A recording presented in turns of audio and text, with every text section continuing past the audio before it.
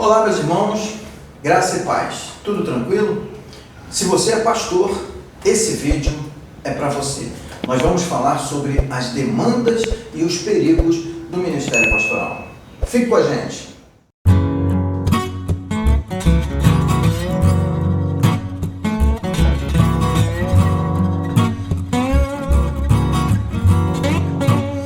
Bem, meus queridos, Pastor Clóvis aqui. Hoje eu quero me dirigir aos meus colegas pastores. Não importa qual a denominação evangélica da qual você faz parte, se você é pastor, existem demandas, mas junto com as demandas existem perigos. E muitas vezes os perigos acontecem por causa das demandas. Eu gostaria de trazer uma palavra para vocês, baseada na primeira carta de Paulo a Timóteo, no capítulo 4, dos versículos 13 ao 16. Acompanhe a leitura. Persiste em ler, exortar e ensinar até que eu vá. Não desprezes o dom que há em ti, o qual te foi dado por profecia com a imposição das mãos do presbitério. Medita estas coisas, ocupa-te nelas, para que o teu aproveitamento seja manifesto a todos. Tem cuidado de ti mesmo e da doutrina. Persevera nestas coisas, porque fazendo isto, te salvarás tanto a ti como aos que te ouvem. 1 Timóteo 4, de 13 a 16. Eu quero mencionar que esta palavra é a reprodução de um artigo que eu tive o privilégio de publicar na revista digital da Associação Batista Meritiense no mês de julho passado, e é dirigida a todos os pastores. Ao dirigir-se a Timóteo, seu filho na fé, para cuidar de si mesmo, o apóstolo Paulo está se referindo a uma espécie de prevenção. E de fato, tanto ele, quanto Timóteo, quanto nós, pastores, precisamos estar sempre prevenidos, ou pelo menos atentos, não apenas ao que está fora de nós, não apenas a outras pessoas, mas também e principalmente ao cuidado que devemos ter conosco mesmo, com a nossa própria vida. Porque quando menos se espera, nós, pastores, já estamos envolvidos e comprometidos com as coisas do ministério, querendo fazer com que as coisas andem e muitas vezes andem mais rápido do que deveria. E infelizmente, muitos de nós, pastores, acabamos fazendo qualquer negócio para ver as coisas acontecerem ou para fazer as coisas acontecerem.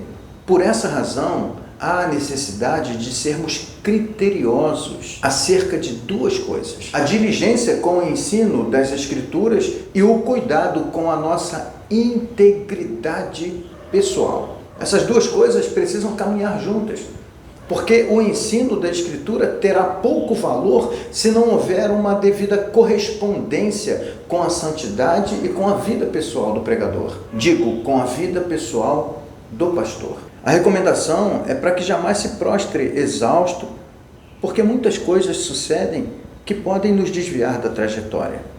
Cuidar de si mesmo significa estar bem atento a seus deveres, seus dons, sua família e seu privilégio de atingir os objetivos traçados para o ministério da igreja. E Paulo conclui o versículo 16 dizendo: porque procedendo assim salvarás tanto a ti quanto aos teus ouvintes. O que Paulo está dizendo é que pastores que buscam a glória pessoal se alimentam de sua própria ambição e se congratulam com a sua própria engenhosidade.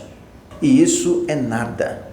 Pastores que buscam em tudo que faz a glória de Deus possuem uma vida de contentamento com os resultados do mover de Deus na igreja e na sua própria vida, não com os resultados do seu trabalho. Porque precisa entender que, faça o que quer que seja, é o mover de Deus que permitiu que aquilo acontecesse. É muito comum acontecer, infelizmente, que existem muitos de nós, pastores, que caminhamos ministerialmente como se estivéssemos em uma competição, disputando alguma coisa. É importante que as coisas fluam naturalmente, mas devemos estar preocupados com a glória de Deus, ainda que as coisas que estejam acontecendo não sejam as coisas que nós planejamos. Precisamos nos contentar com pequenas conquistas, com a consciência de que estamos fazendo para a glória de Deus. O prazer de cuidar do rebanho e de nós mesmos, desfrutando do privilégio de ser salvo e ver que a igreja também desfruta desse privilégio, precisa trazer contentamento, precisa trazer satisfação. Cuida de ti mesmo, diz o apóstolo Paulo. Eu vou falar sobre 5 situações ou 5 aspectos que podem trazer um pouco de esclarecimento a respeito dessa questão. Em primeiro lugar, alguns de nós pastores estão o tempo todo preocupados em fazer as coisas acontecerem. Isso acontece muito em igrejas que são movidas ou conduzidas através de eventos. Vamos fazer um evento assim, um evento assado. Um evento é cansativo, é desgastante e às vezes faz com que nós deixemos de dar a devida atenção àquelas rotinas das pequenas coisas, as rotinas do dia a dia, a escola bíblica dominical, o culto matutino, o culto nos lares, o culto dominical, o culto público à noite. Nós somos alimentados pela rotina do dia a dia. Nem sempre a gente vai para um restaurante ou para uma churrascaria ou para uma pizzaria. E quando a gente vai, a gente se prepara, é aquele evento porque é fora de casa e tudo mais. Mas o que nos alimenta, o que alimenta a nossa família é aquela comidinha do café da manhã, do almoço, do lanche, do jantar, a rotina diária que alimenta. A gente nem sempre lembra do que comeu anteontem ou na semana passada, mas a gente lembra daquele dia que a gente foi na churrascaria, aquela pizzaria é fantástica e tudo mais. A gente lembra disso, mas o que nos alimentou aquele ano inteiro não foram as idas à pizzaria ou à churrascaria. Essas saídas foram as celebrações, algumas comemorações. O que nos alimenta é a rotina do dia a dia. Essa preocupação em fazer coisas grandes acontecerem, às vezes pega a gente de surpresa, desprezando a rotina do dia a dia. Em segundo lugar, alguns pastores estão caminhando com o ministério da igreja local, mas estão bem perdidos, não sabem para onde estão indo. Isso indica uma falta de planejamento estratégico. Alguns pastores confundem, por exemplo, a confecção do calendário da igreja com o planejamento de atividades da igreja, o planejamento da vida da igreja. No que consiste o planejamento? Ele consiste em, primeiro, objetivos, onde nós queremos chegar. Segundo, metas, é a mensuração deste objetivo. E em terceiro lugar, existem estratégias. Estratégias é como eu vou atingir essas metas para chegar àquele objetivo. Falta muito isso. Então, quando o pastor não sabe para onde vai, a igreja também não sabe para onde vai. Isso, inevitavelmente, vai gerar pelo menos uma estagnação no crescimento da igreja. E essa estagnação pode ficar evidenciada no crescimento numérico, mas também, e o que é pior, no crescimento qualitativo. As pessoas não amadurecem porque não sabem para onde vão. O tempo vai passando, e se não houver uma atitude com relação às ações que precisam ser tomadas, essa estagnação vai se tornar uma decadência, não apenas numérica, mas também no amadurecimento da membresia. Cuidar de si mesmo e da doutrina é saber para onde está indo. Muitos de nós estão nessas condições, mas querem chegar a algum lugar. É preciso parar, refletir e planejar. A falta de planejamento é um sinal de que não está cuidando de si mesmo e da igreja. Em terceiro lugar, nós percebemos que alguns pastores estão completamente equivocados quanto ao ministério pastoral. Encaram o ministério pastoral como se fosse o seu ministério, mas não é. O ministério pastoral é ministério da igreja local, e a igreja local coloca sob os cuidados do pastor que ela quiser o ministério que pertence a ela. Quando o pastor entende dessa forma, ele gera uma frustração pessoal muito grande. O ministério pastoral pertence à igreja local. Nós precisamos entender que ocupamos o ministério da igreja temporariamente, enquanto bem servirmos. Não deixamos de ser pastores quando não estamos na presidência de uma igreja ou ocupando o ministério pastoral de uma. Continuamos sendo pastores, porque o chamado foi dado a nós, mas o ministério é da igreja. Não esqueçamos disso. Quando não entendemos isso, demonstramos que não estamos cuidando bem de nós mesmos.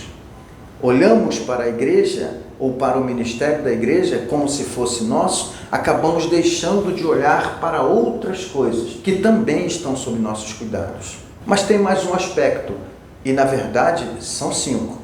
O quarto aspecto diz respeito a uma coisa que muitos de nós pastores têm desprezado, que é o estudo. Muitos de nós terminamos o nosso curso de teologia, assumimos o ministério da igreja local e paramos de estudar, paramos de nos qualificar. Não podemos parar no tempo, no que tange a atualização de nossa capacitação para o exercício do chamado. Não há necessidade de estagnarmos no conhecimento. Podemos não apenas, e devemos, não apenas fazer cursos de capacitação, de qualificação nas áreas de teologia, nas áreas de pregação, nas áreas de história, mas também precisamos desenvolver uma cultura de leitura saudável, focando em temas que atendam à demanda da igreja local, a igreja que nós estamos cuidando. A igreja que Deus colocou sob nossos cuidados, ela precisa ser alimentada. E muitos de nós também, infelizmente, paramos de fazer até a nossa devoção pessoal, aquela leitura constante da Escritura, e passamos a fazer a leitura da Bíblia de forma técnica e profissional, porque vai pregar. É preciso voltar à leitura prazerosa da Escritura. E nessas leituras, como pregadores que somos, precisamos fazê-las intencionalmente, sempre buscando compreender, não ficar satisfeito se por acaso em uma leitura devocional tem algum aspecto lá que chama a nossa atenção ou algum ponto que nós não conseguimos compreender completamente. Isso tem que ser aproveitado para fazer uma reflexão e entendermos esse texto, porque futuramente podemos usufruir desse conhecimento adquirido na leitura devocional, em pregações e em ensino para a igreja. Esse ponto é muito importante. Nós não cuidamos de nós mesmos e da igreja ou da doutrina quando nós desprezamos o nosso crescimento intelectual. Em quinto e último lugar, quero tratar de um aspecto muito sensível no que se refere às demandas e aos perigos do ministério pastoral. Diz respeito à família do pastor. Não são poucos pastores que mergulham de cabeça no ministério, entregam-se e integram-se intelectualmente, fisicamente e emocionalmente no ministério pastoral e acabam sendo desleixados com as demandas da própria família. E quando eu falo isso, eu não estou generalizando. Existem casos em que houve um zelo, um cuidado, o mau uso da liberdade que certos filhos de pastores exercem. Não podemos atribuir ao pastor a culpabilidade para todos os desvios de comportamento de seus filhos ou de sua esposa, obviamente, mas a atenção primária do pastor precisa ser para a sua família. Existem casos e existem casos.